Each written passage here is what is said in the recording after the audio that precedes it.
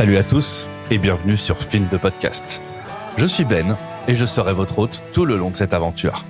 Fondateur de Fin, agence cocktail et spiritueux Rhône-Alpine, j'interviens auprès des professionnels pour de la formation, de l'événementiel, du recrutement, de la communication ou encore de la photo, de la vidéo et du montage.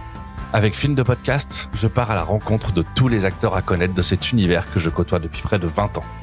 Qu'ils soient bartenders, producteurs de spiritueux, blogueurs, influenceurs, et que cela soit en balade, dans un bureau ou dans un champ de vigne, Fin de Podcast retrace le parcours de ces personnes bien souvent atypiques et créatives. Je ne vous en dis pas plus et vous laisse découvrir notre nouvel invité. Aujourd'hui, c'est direction Paris pour Fin de Podcast et c'est à Landy Walou que je me dirige. Pour les plus connaisseurs d'entre vous, vous aurez déjà deviné qui est mon invité du jour. En effet, je pars rejoindre Khaled Derwish, celui qu'on appelle parfois le Marianne Becquet français. Il me fait la joie d'avoir accepté de répondre à mes questions. C'est donc au 69 rue des Gravilliers, dans ce bar si particulier du 3e arrondissement de Paris, où je me retrouve accoudé au comptoir avec un thé à la menthe à la main, face à un homme qui ne quitte jamais son bonnet et qui arbore un sourire franc et chaleureux. Et je crois que c'est ce qui définit le mieux Khaled, son sens de l'hospitalité. Mais je vais laisser parler le principal intéressé. Fin de Podcast, c'est parti. Salut Khaled, merci d'avoir accepté mon invitation à être mon invité dans Fin de Podcast. Avant de commencer ton interview, on est où? Alors, on est au Landy Walou. Ouais. Tout d'abord, déjà, bonjour. Merci pour l'invitation. Je t'en prie. Et c'est un grand honneur de participer au Fin Podcast et d'être avec toi. Donc, tout d'abord, on est au Landy Walou, 69 rue des Gravilliers, où se situe le restaurant Le Derrière et le fameux restaurant marocain, le 404. Ok, top. Donc, je sais pas si tu connais le principe de l'interview. Je fais toujours un petit rappel. Donc, dans cette interview, le but, c'est vraiment de parler de toi, on va parler de ton passé, d'où tu viens, de ton présent, de tes actualités, de ton futur. On va aussi parler de tes doutes, de tes réussites, des anecdotes personnelles, etc. Et quand je commence mes interviews, je fais toujours une petite recherche sur Google. Alors, même si on se connaît déjà, ça m'a amusé de taper Khaled Derwish sur Google. Et en cherchant un peu, j'ai quand même trouvé un homonyme à toi, qui vit au Canada et qui est responsable de la gestion du risque à la Banque du Canada. Oui. Est-ce que c'est un job que tu te serais vu faire? Non, jamais. Je m'en doutais un petit peu. Non, jamais, non. Mais j'ai forcément aussi trouvé un bon nombre d'articles sur ta carrière, notamment ta première fois à Landy, où on en parle beaucoup. On parle déjà à l'époque beaucoup de food pairing, de créativité exacerbée. Tu as toujours été comme ça, même enfant, tu étais déjà quelqu'un de très très créatif ou pas du tout? Non, j'ai toujours été créatif, toujours. Ça date de la... j'ai toujours été curieux. Ouais. Toujours. Ça date de mon enfance. J'ai toujours été un enfant un peu à part, qui m'intéressait à beaucoup de choses. Surtout au domaine de l'hospitalité, puisque mes parents recevaient beaucoup de monde à la maison. Donc, surtout ma mère. Donc, qui cuisinait énormément pour nous. Donc, sachant que je suis issu de 10 enfants. Donc, je suis le dernier. Donc voilà, se faire attention l'un et l'autre, de faire attention à tout le monde. Donc, c'est là où j'ai appris vraiment à être curieux et puis de m'intéresser à tout le monde, quoi. Du coup, tu cuisinais un peu avec ta mère ou je cuisinais dernièrement avec ma mère, mais je cuisine toujours. En fait, ça fait partie du bar, quoi. Et je m'en souviens quand j'ai démarré mon bar à Londres, quand j'ai démarré parce que je travaillais avec le même groupe depuis malgré la période d'interruption de 4 ans, je travaillais avec le groupe depuis 19 ans. J'ai commencé à Londres. Donc j'ai commencé à Londres et puis ma femme s'occupait du restaurant Sketch, qui est le restaurant étoilé de Pierre Gagnère et de Mourad Mazouz. Et puis elle m'avait donné un livre de Pierre Gagnère où on parlait de betterave à l'époque et de sorbet. Donc j'ai repris, il y avait un bar qui s'appelait le Kemia Bar à l'époque. C'était un members bar où il y avait Madonna, David Bowie, Mick Jagger, George Michael, Amy Winehouse.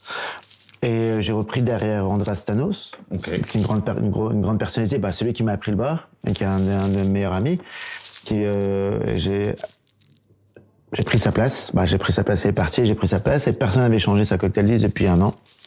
J'ai pris l'initiative de la changer, d'essayer, c'était ma première cocktail list, et ça a marché, puisqu'on faisait des infusions, un peu des fatwash à l'époque, même si je connaissais pas parce que j'avais vu les bouquins, on avait fait avec le Paco Jet une glace au sorbet qui s'appelait Red Pepper Cosmopolitan.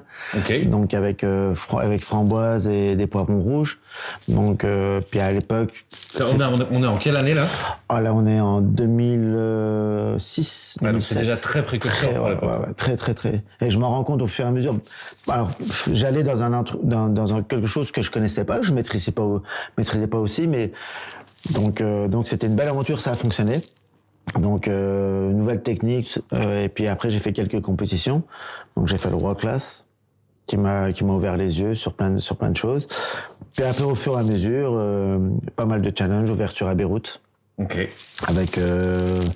Avec 8 barman, 6 baristas et Beyrouth c'était la plus belle aventure parce que tout était à Beyrouth tout était à refaire. Ouais. Donc en sachant que Beyrouth c'était connu pour le nightclub, donc tout ce qui est rooftop et on n'avait rien, il n'y avait pas trop de produits. Donc alors en fait ce que j'ai fait, j'ai pris tous les produits, je les ai fait importer de Londres par Whisky Exchange, puis on a commencé à développer. Donc on était le premier bar à cocktail à Beyrouth, sans faire de vodka Red Bull, sans faire de vodka orange. Voilà. Ouais, donc dans le monde de la nuit, mais sans faire tout ça. Voilà, sans faire tout ça. Et du coup, t'allais un petit peu vite, parce que moi ça m'intéresse, c'est pas grave, mais ça m'intéresse. On va y revenir, on fera des sauts dans le temps, c'est pas très grave. Donc enfant, famille de 10 enfants, ouais. Tu t'intéresses, t'es très curieux. Comment ça se passe pour toi? La scolarité, t'étais plutôt bon élève ou pas du tout? Non, très bon élève. J'ai toujours été assidu, toujours été sérieux. J'ai une très bonne éducation, donc j'étais dans une école catholique avec les sœurs, donc là où moi c'est aussi la rigueur, quoi, parce qu'on devait se lever le matin, quand un professeur passait, rentrait en classe, on devait se lever, donc un peu rigoureux, mais un peu comme la cuisine. Ouais, un peu comme la cuisine. Donc, et d'ailleurs, tu viens d'où en fait? Ah, moi je viens de Nancy. Je viens de Nancy, mes parents sont d'origine marocaine, donc je viens de Nancy, du 54. Ok, top. Et après, tout de suite, tu t'es dit que tu allais te tourner vers les métiers de l'hospitalité. Tu as basculé sur des études d'hospitalité ou pas du tout? Alors j'ai fait un bac. J'ai fait un bac pro en commerce et vente. Donc j'ai commencé à vendre des vêtements. Donc et après je voulais faire. J'étais amoureux du cinéma. Parce que j'adorais, j'avais un ami qui s'appelle Léonard Mèche qui était fanat de cinéma. À l'époque, c'était le film Seven. Ah oui. Donc, c'est grand thriller. Voilà, grand thriller. Il y avait Scream, ça tout. Et on s'est intéressé là-dedans. On est allé au festival de Gérard Mèche, sur le festival Fantastique. Et on voulait faire une école de cinéma. En sachant qu'une école de cinéma, ça coûte très cher. Donc, en fait, je me retrouvais, pour l'instant, en train de vendre des vêtements. Ok. Et comment on passe du coup de vendeur de vêtements à se dire je me retrouve derrière un bar et devenir hyper créatif comme tu l'es actuellement? En fait, c'est par déception amoureuse. Je suis parti de Nancy. Je suis allé faire une saison à Saint-Tropez. Et donc Saint-Tropez, et j'ai jamais travaillé dans un bar ou quoi que ce soit. Donc je travaillais dans le milieu forain. Et donc, Serge Paillon, Cathy Pellissier qui m'ont donné la chance. J'ai appris le métier, j'ai appris communiquer aussi, parce que c'est différent, puis en différents environnements, parce qu'un peu Saint-Tropez, c'est un peu classieux. Donc j'ai appris à faire ça, puis après j'ai fait les vendanges, et en sachant que j'habitais en plein centre de Saint-Tropez, j'ai rencontré un monsieur qui s'appelle Raphaël Arcet, qui était flair bartender et argentin. Ok. Et qui officiait au L locaux. Donc j'habitais juste au-dessus, et après on s'est liés d'amitié. Je me suis retrouvé en Argentine de décembre jusqu'à juin. Ok, donc là-bas, à ses côtés, du coup, t'as appris le flair. À ses côtés, j'ai appris le flair, en sachant l'école s'appelle l'Università del Cocktail, en sachant que tous les grands flair bartenders de Las Vegas sortent de l'école, comme Christian Delpech, Rodrigo Delpech, Mathias Soupan, Christian Cordoba, Adrián Juarez. Donc tout le monde sortait d'ici. Donc j'ai appris, ce qui était bien, c'est qu'il y avait un étage où on pouvait flairer, puis après au rez-de-chaussée, c'était une école où t'apprenais vraiment les classiques, quoi. Ok. À cette heure-ci, on parlait pas trop de mixologie. C'était Oui, vraiment les classiques. le terme n'était pas encore développé. En effet. Et donc, j'apprends comme ça. Donc, tu reviens d'Argentine en juin. Tu fais quoi derrière? Tu vas sur Paris? Je retourne à Saint-Tropez. Okay. Parce que j'ai mon ami qui habite à Saint-Tropez. Je retourne à Saint-Tropez. Je trouve pas de travail. Donc là, c'est trop tard. Donc, je reprends mon travail, mon ancien travail. Et il y a le CIR à Lyon où on me demande de participer. Et je rencontre Nicolas Saint-Jean. Ah, Nicolas Saint-Jean. Alors pour les jeunes bartenders qui nous écoutent et qui ne doivent pas forcément le connaître, Nicolas Saint-Jean, c'est un peu le bartender français de flair qui a marqué une génération de bartenders. Donc je raconte Nicolas Saint-Jean et puis il me demande d'aller avec lui en Angleterre. Okay. Donc je suis à Homerton dans sa salle en Angleterre et entre-temps je postule dans un travail. Je voulais travailler à Sketch parce que j'avais entendu parler d'Andreas Stanos qui officiait à Sketch et j'atterris à Momoz. J'atterris ici. Okay. Mais j'ai oublié entre-temps qu'il y a une chose vraiment importante. Entre Saint-Tropez et l'Argentine, j'ai fait une école avec Johan Boire et Hugo Jobin. Okay. Donc on a vraiment. Alors eux, ils étaient vraiment précurseurs sur Paris. Donc comment s'appelle la ville de. Je sais pas. Derrière la Défense. J'ai appris. La ville de Sarkozy. J'étais avec eux, j'ai fait quelques stages avec eux et puis on est devenus amis. Ça, c'était avant, juste au milieu. Okay. Après, voilà, j'atterris en Angleterre, donc j'atterris à Sketch. Ok, et tu y fais combien de temps du coup en Angleterre? Bon, je fais 12 ans. 12 ans, ah ouais. 12 ans. J'atterris, alors, à moi, en sachant que j'atterris en tant que barback, même si je sais faire des cocktails, mais il y avait tellement de pression, il y a tellement de challenges à Londres, c'est que on se remet en question tout le temps. Donc j'ai démarré en tant que barback, donc apprendre le B à bas, les bases, comment setup un bar, voilà, comment approvisionner les frigos, comment voilà. Ouais, vraiment toutes les bases de là où on commence en tant que barback. Là où on doit commencer. Là où on doit commencer, en effet. Donc tu restes 12 ans à Londres, tu rencontres ta femme de mémoire. Pourquoi quitter Londres? Parce que j'avais un nouveau challenge, parce que Momoz ouvrait à Beyrouth. Okay. Donc on m'a proposé d'ouvrir à Beyrouth. Donc après Beyrouth, avec une totale création et la création du premier bar à cocktail de Beyrouth. Premier bar à cocktail de Beyrouth. Puis le challenge de Beyrouth, c'est une très belle ville, mais c'est une ville difficile, différentes religions. Donc c'était le challenge, puis connaître d'autres gens, une autre mentalité. Donc je devais rester 6 mois, je suis resté 3 ans et demi. Ah oui. Donc non, très bonne période. J'ai eu des bars, mais j'en avais 8. Et les 8 sont restés avec moi pendant 3 ans. Alors en sachant qu'à Beyrouth, ça change tout le temps, quoi. Ouais, donc c'est chouette. Ouais, c'est chouette. Très chouette. Derrière Beyrouth, tu fais quoi? C'est là où tu débarques à Paris? Beyrouth, alors malheureusement, je dois partir de Paris. Et j'atterris au Handy Walou. Ils refont le Handy Walou, en sachant que le Handy Walou d'avant datait de Hassan Hajjaj, qui est styliste au Maroc, entre le Maroc et en Angleterre, qui avait refait la décoration. Donc la nouvelle décoration a été refaite par Romain Chanté, donc tout boisé. Et puis au fur et à mesure, on a habillé. On a habillé le lieu avec des cadres. Si on regarde bien, les cadres sont dédiés juste aux femmes. C'est des femmes qui ont fait les cadres. Puis avec un miroir, avec un beau miroir. Donc après, DJ, on a installé. Et puis après, une bonne sélection. Au départ, on était parti sur les whiskies, parce que c'était la grande mode. Ouais. Donc, et moi, connaissant pas le marché parisien, donc parce qu'on avait entendu parler de Cherry Bot, donc c'était l'image. Donc on devait y aller sur les whiskies. Et en fait, je me suis rendu compte que j'étais en plein milieu du troisième. Donc, il y avait Candelaria, Mescalaria, il y avait Copperbet, mais personne faisait du gin. Okay. Alors, je suis grand fan de gin et on a décidé de monter un gin corner. Le gin corner qui est plutôt toujours bien entretenu. T'as combien de références de gin là? Là, j'ai 120 gin. Ouais, 120 gin, ça commence à parler. Ouais. Et à cette époque-là, donc je te disais que moi, quand j'ai fait mes recherches sur Google, j'ai vu que tu avais invité énormément de guests à l'époque où tu étais à Handy Walou. D'où t'es venue l'idée de dire tiens, je vais faire un bar où toutes les semaines je vais avoir un guest différent?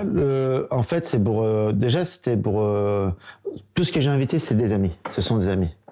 Donc j'invite pas. Alors j'inviterai jamais un guest pour être connu ou quoi que ce soit. Ça m'intéresse pas parce que il y a des gens qui étaient connus comme Eric Lawrence, Luca Cinelli, Marianne Becquet. Mais c'était juste pour montrer aussi. Quand j'ai la première fois invité mon premier gars, c'était Luca Cinelli, c'était par rapport à son travail. Parce que j'avais effectué un stage à Nadjar, et à Nadjar, ils commençaient à 5 heures du matin, ils allaient au marché, ils prenaient leur marché, ils venaient. Donc j'avais vu que c'était quelque chose que j'avais jamais vu, quoi. Un peu très la rigueur comme la cuisine. Donc j'ai décidé de le faire ici, puis que ça ouvre aussi au management, pour voir que le bar, ce n'est pas que whisky coca ou autre chose, c'est vraiment... C'était ouvrir les mentalités. C'est ouvrir les mentalités, ça appelle autre chose, quoi. Donc c'était pour ça les guests. Puis après d'être connu, puis si on remarque, les guests ne se ressemblent jamais. On a invité Jim Barrett de Dubaï, de Zoom à Dubaï. On a invité Andras Stanos qui venait de Russie. Luca Cinelli, Marianne Becquet, mais Marianne Becquet, il partait de Nadjar. Donc chaque personne avait différents styles. Ok. Et du coup, tu fais combien de temps à Landy Walou avant de repartir? Je fais 2013-2017. Ouais, donc encore 4 ans. 4 ans, ouais. On peut dire que tu es plutôt fidèle aux établissements dans lesquels tu passes. Toujours. Je suis toujours fidèle. Quand je me sens bien, j'ai pas de raison de changer. C'est à moi de me remettre en question, d'évoluer. Parce que, puis, Landy Walou, ça me ressemble, quoi. C'est vrai que le bar a été conçu pour toi, mais non, ça me ressemblait. Je suis toujours fidèle. Pourquoi aller voir ailleurs si on est bien? Et c'est pour ça que aussi j'invitais beaucoup de guests. Comme ça, j'apprenais aussi en même temps. Parce que le deal avec les guests, c'était le deal avec les guests, c'était de leur faire leur mise en place. Ah oui, ok, donc ça permettait d'apprendre des techniques. D'apprendre des techniques, c'était que mon personnel aussi apprenne. Donc technique de service ou quoi que ce soit, c'était vraiment important. C'est pour ça que j'ai une très bonne relation des guests. Bien sûr que les recettes restaient avec nous, quoi. Ouais. Alors je les avais, mais j'ai divulgué à personne. Oui, parce que c'est des recettes personnelles, voilà, mais par contre ça te permettait à ton staff et à toi-même d'apprendre toujours plus, des techniques, etc. Voilà. Et puis on dit Walou, non, je suis toujours fidèle, et puis je suis lié d'amitié avec Mourad qui s'occupe de Londres, et de Hakim Mazouz qui s'occupe d'ici, comme de Paris. Donc on s'entend très bien, et pourquoi changer, quoi. C'est ça. Et du coup, pourquoi t'en pars en 2017 dans Landy Walou? 2017, je pars parce que déjà d'une, je pars pour raison familiale. Déjà d'une, parce que ma fille est Asperger, et puis donc elle peut pas aller à l'école en France, donc ma femme déménage à Danat, à La Haye. Donc c'est pour ça, puis être proche de ma fille, puis aussi je pense que j'avais besoin aussi de partir. J'avais fait le tour, on a amené Landy Walou dans les 90 meilleurs bars. Donc je pensais, fallait que je reprenne un second souffle. Puis j'arrivais aussi à un âge où j'avais besoin de respirer, parce que j'avais fait tellement d'efforts pendant toutes ces années que j'avais besoin un peu de prendre du recul. Ouais, tu voulais un poste un peu plus, pas simple, mais avec moins de challenge, moins de challenge. Ok, donc là c'est le moment où tu te retrouves à la mercerie à Grenoble. Alors, entre-temps, je me retrouve à la mercerie à Grenoble, je fais l'ouverture, je fais la carte, je fais l'ouverture, sélection des cocktails, en sachant que je rencontre Vincent Delozon ici, au Landy Walou. Donc il me demande si je peux l'aider. À partir de là, je reste 2 mois sur Grenoble. Et puis voilà. Puis après, entre-temps, ce que j'ai fait, j'ai pris 5-6 mois de vacances pour profiter de ma fille. T'as bien raison. Ça fait du bien parfois. Quand on peut se le permettre, ça fait du bien. Et du coup, tu prends 5-6 mois de vacances, et derrière, la mercerie te rappelle. C'est ça. Alors alors après, je prends 5-6 semaines de vacances. J'ai Hoxton qui m'appelle. J'ai fait Hoxton. Très bonne expérience. Alors j'ai jamais fait d'hôtellerie de ma vie. Donc très bonne expérience où je recrute une douzaine de bartenders, 10 baristas. C'est une grosse machine. 3 différents bars, 2 sections barista, donc où j'apprends énormément. Très bonne expérience. On l'a fait avec le groupe Kixotic, donc Candelaria, Les Grands Verts et Marie Céleste. Donc on l'a fait ensemble, qui m'ont énormément aidé. Et puis après, c'était un peu trop de rigueur pour moi. Donc l'hôtellerie. C'était l'hôtellerie, quoi. J'avais pas l'habitude. Donc d'un commun accord, on a arrêté. On a arrêté. Et puis je suis reparti après en Amsterdam par ma fille avec ma femme. Et entre-temps, il y a un groupe d'alcool qui m'a appelé, qui s'appelle Spiritic, qui est basé à Angoulême, qui font Bistro Vodka, Eugene, Amaeton, whisky et Nas Royal, qui m'ont proposé de collaborer avec eux. Donc, ce que je représente toujours maintenant. Et puis, ça a bien fonctionné. Et entre-temps, je suis reparti à la mercerie pour 1 an. Ok. Et du coup, moi, c'est à cette époque-là où je te rencontre, en effet, à la mercerie. Et tu y es resté un petit peu plus qu'un an, au final. Alors, la première année, on a tellement cartonné, puis je rencontre, ça m'a permis de te rencontrer, puis j'ai rencontré une superbe équipe. J'ai rencontré Geoffrey Garandel qui m'a énormément aidé, qui était très sympathique, qui avait la même philosophie que moi pour recevoir les gens, pour l'hospitalité. Puis on a passé des bons moments ensemble.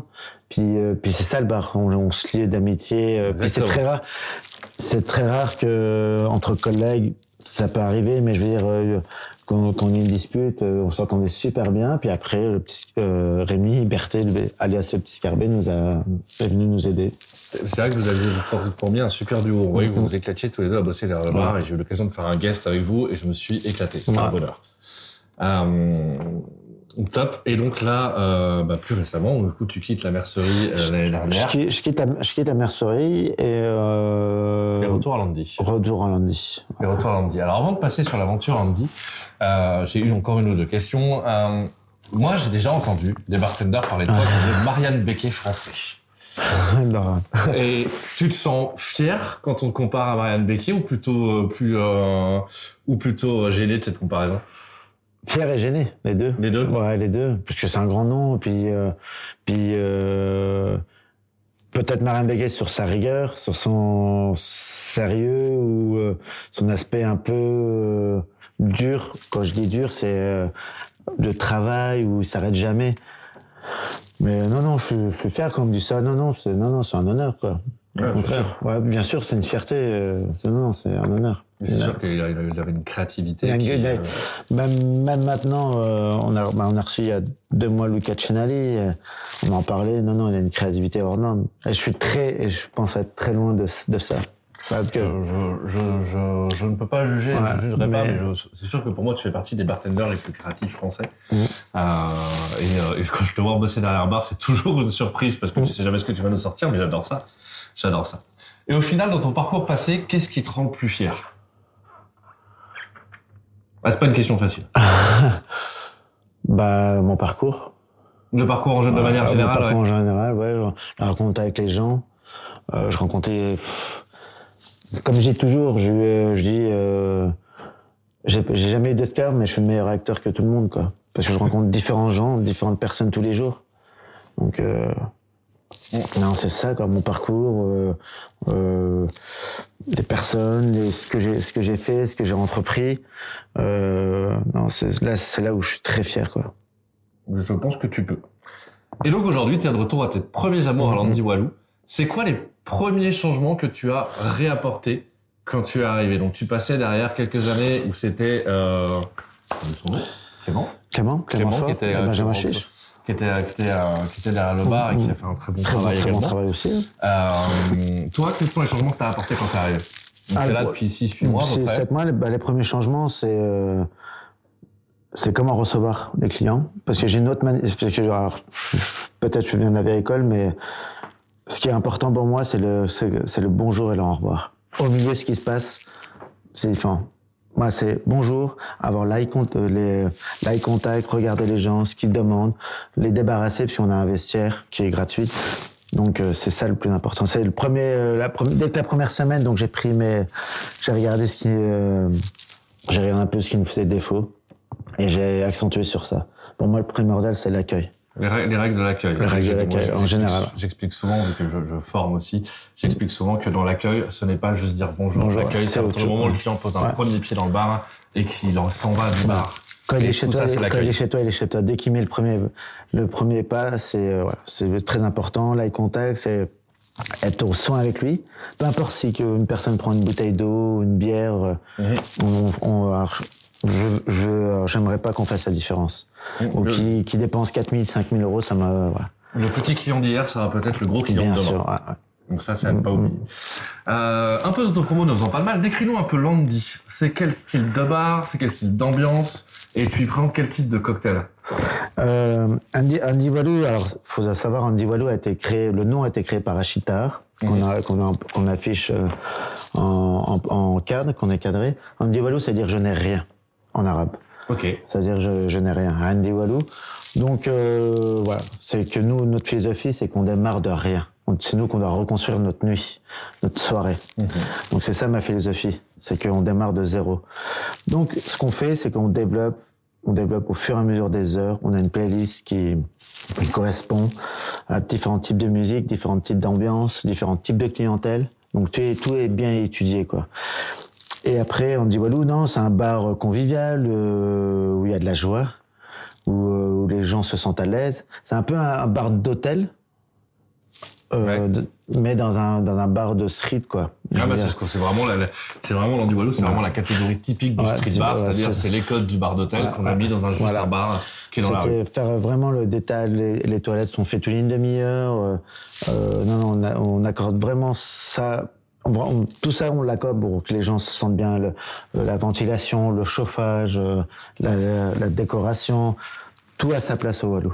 Donc tout est mesuré au détail, quoi. Alors c'est sûr que là on est 2 jours et moi je le vois très très surchargé parce que on est 2 jours. Mais quand on vient de nuit, et pour y être venu plusieurs fois, quand on vient en soirée avec le DJ, avec une ambiance qui vous est propre et qui est très particulière, c'est un vrai plaisir.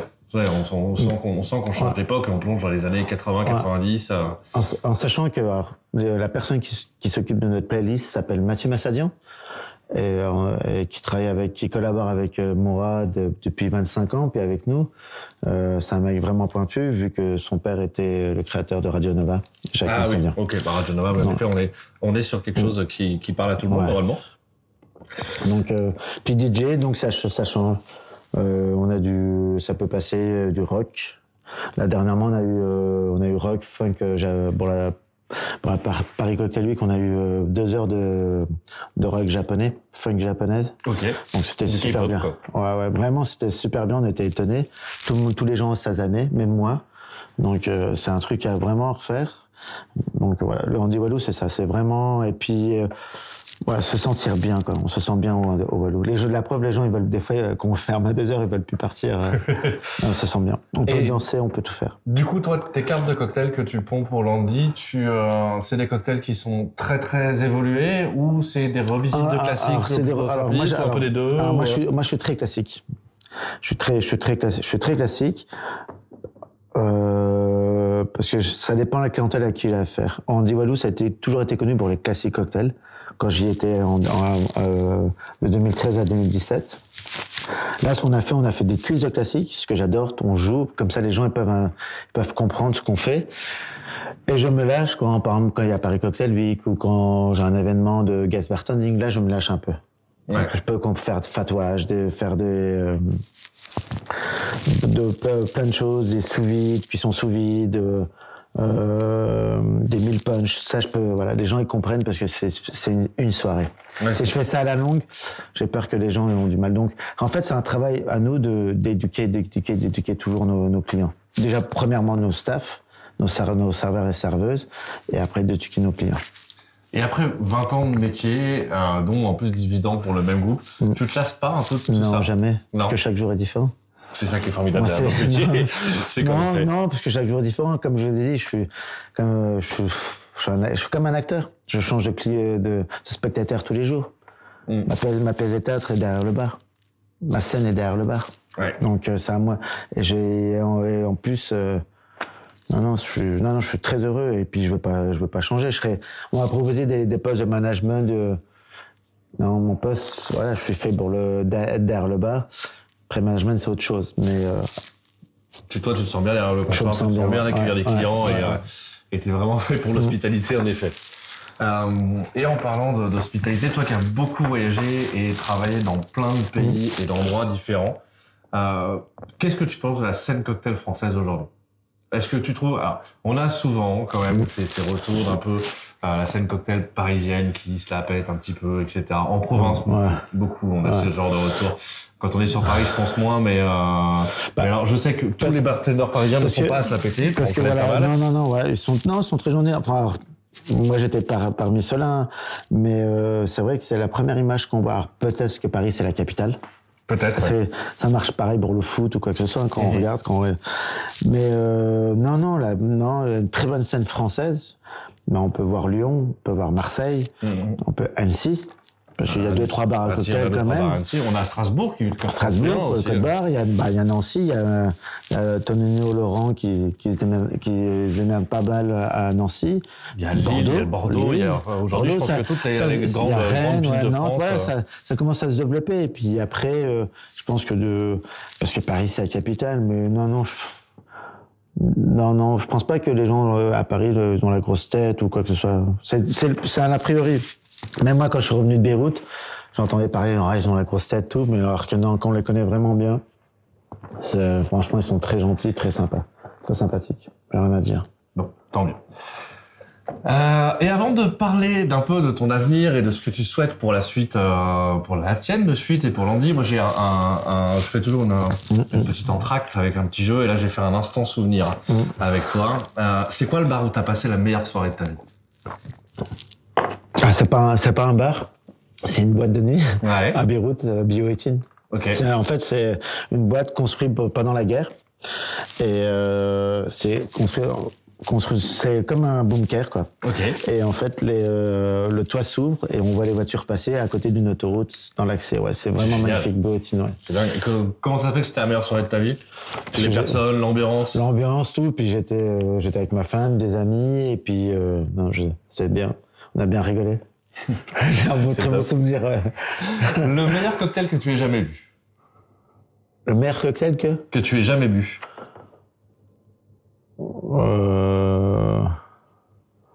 C'est pas facile. Ouais.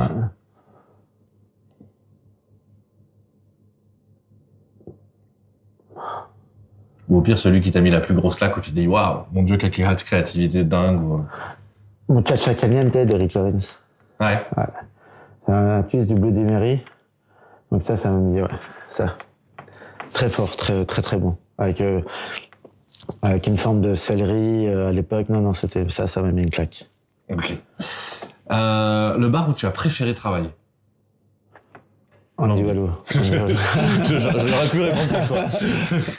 Et le bartender avec qui tu as le plus aimé travailler?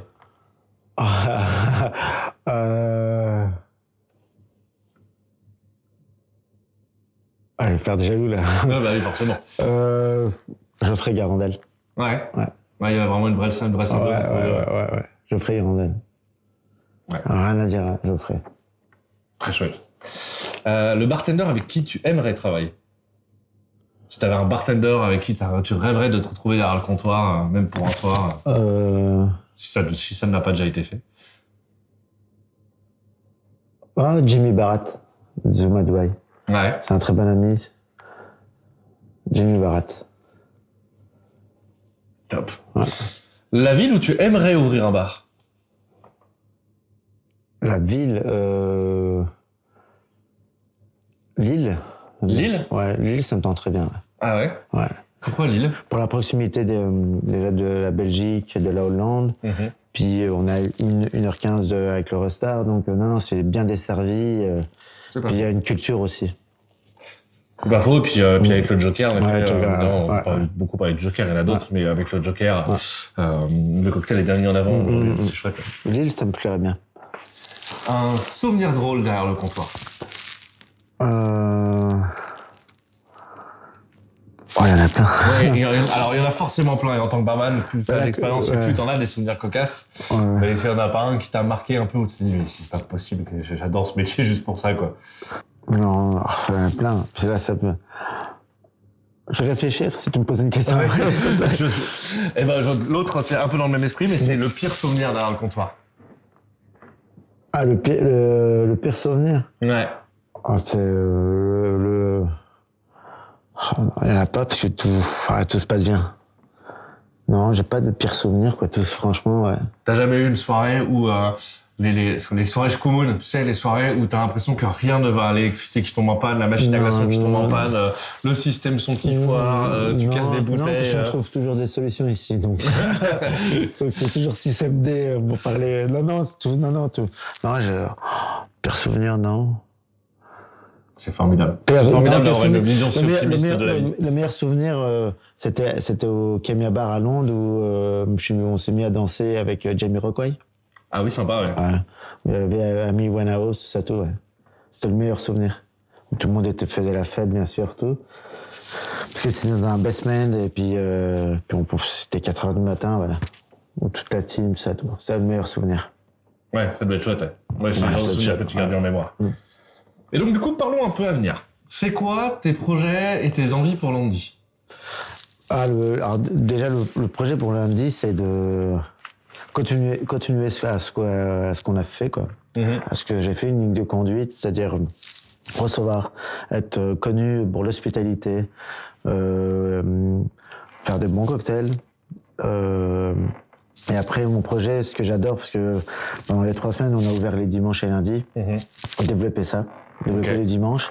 Mon projet, c'est le prochain projet que j'ai, j'espère en avril, ça va se faire, c'est d'ouvrir pour le brunch. Faire le brunch des amis. Donc faire le brunch des amis. J'avais, c'est-à-dire inviter un DJ, ouvrir de 14h à 22h. Ok.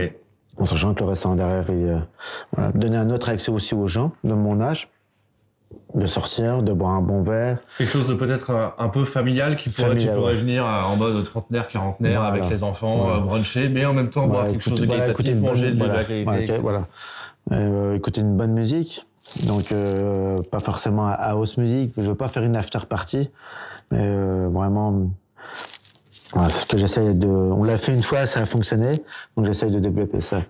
Moi, je comprends et je pense qu'en plus je serai client parce que je trouve qu'aujourd'hui, malheureusement, quand tu es jeune parent ou même parent un peu plus âgé, que t'aimes toujours faire la fête, que t'aimes toujours écouter de la musique et boire un cocktail, t'as peu de propositions pour toi. Et où tu dis, ok, je peux venir avec mes enfants, j'aurais pas l'impression d'embêter quelqu'un, j'aurais pas l'impression d'embêter les gens, et je sais que je serai parfaitement accueilli et que ça se passera bien.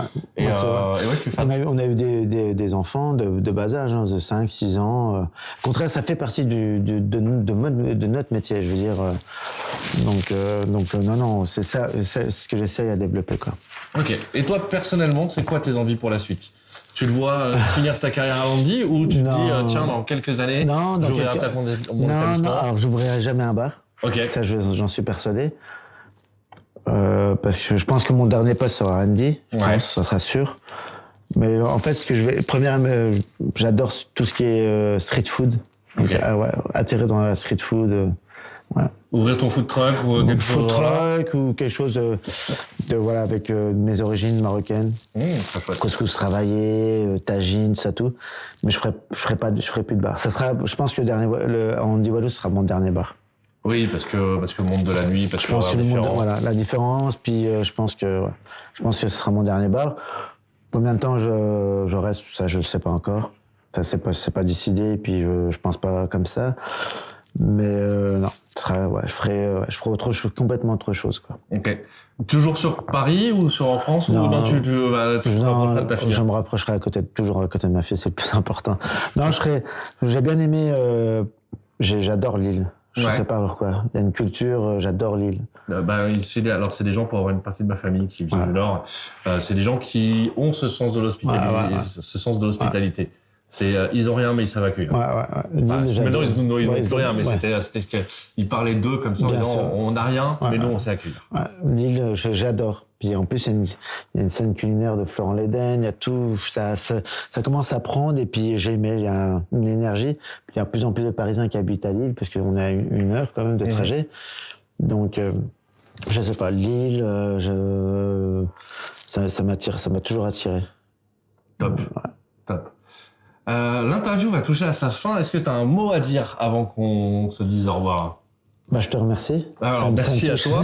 Ça me touche énormément. Bah, je suis content que tu m'aies interviewé parce que ça me touche, parce que j'ai vu énormément tes podcasts et puis voilà, et puis tu viens quand tu veux en guest le message est retenu et je peux t'assurer que ce sera avec grand plaisir. Je remercie de ta gentillesse même à Grenoble. Ça m'a touché énormément, même avec c'était top quoi. Ouais, top. Et voilà, viens quand tu veux, t'es mon guest.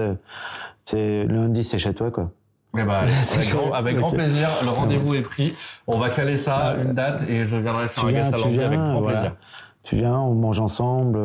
T'es chez toi. En fait, c'est ça quoi, Andy Walou. Il faut que tout le monde soit à la maison quoi. Surtout avec notre période, c'est ce que j'essaie de développer avec ce qu'on a eu comme période difficile pour tout le monde.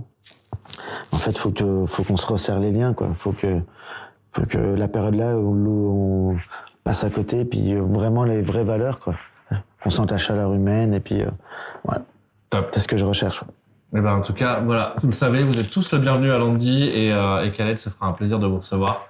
Merci beaucoup, Khaled. De rien, c'est moi qui te remercie. À bientôt. À bientôt. C'est ainsi que se termine mon entrevue avec Khaled.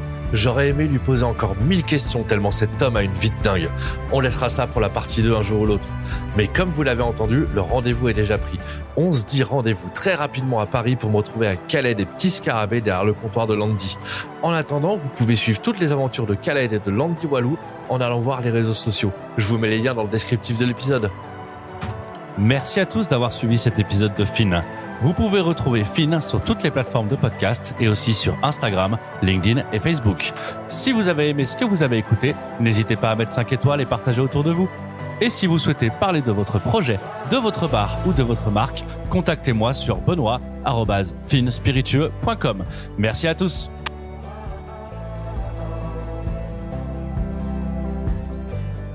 Okay. Faire le brunch des amis, un peu ce que fait. Je réponds. Pause. Ouais. Tu peux le garder, on va. Ça va pas enregistrer, allô?